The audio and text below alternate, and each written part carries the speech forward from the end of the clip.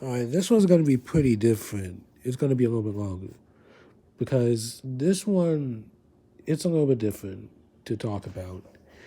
Um, See, the thing is, this album has received a lot of hype for how psychedelic and experimental and different and unique it is. Even though really I can't see it as anything beyond just being by the numbers. And at the same time, I do realize the appeal of this, and I do recognize it for what it is. But this is not my vibe. Let me go deeper into that. So you know how a lot of the beats on this, while they may hit for certain people, they are very simplistic. None of them really hit for me, aside from maybe R.I.P. Because I'm not really a fan of the way that the beats are organized.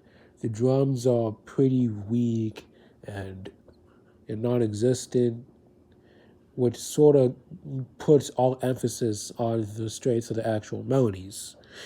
And this can work for stuff like sample driven production, which is why albums like Bandana got praised for their production, even if it isn't that impressive technically. This, however, the only production outside of the drums it already does have is one or two synth lines, whether it be chords, a small little counter melody, or lead synth. Never does it really have anything beyond that.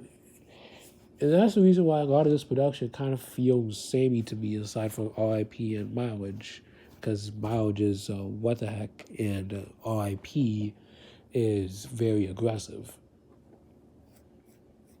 So really, when I hear this, I just kind of hear loops, especially since a lot of people will tell me, and I also believe, Carti is really supposed to be another layer to the production on here, even, which is why his verses always are kind of just a bunch of nothing.